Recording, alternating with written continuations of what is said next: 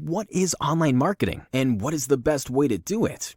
Despite the fact that online marketing has been around for like 15 years now, it's still pretty hard to find proper answers to those questions, isn't it?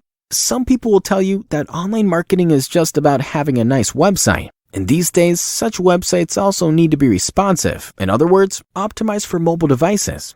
Other people will claim that what you really need is SEO, search engine optimization, a set of techniques that can help your website to get better results in major search engines.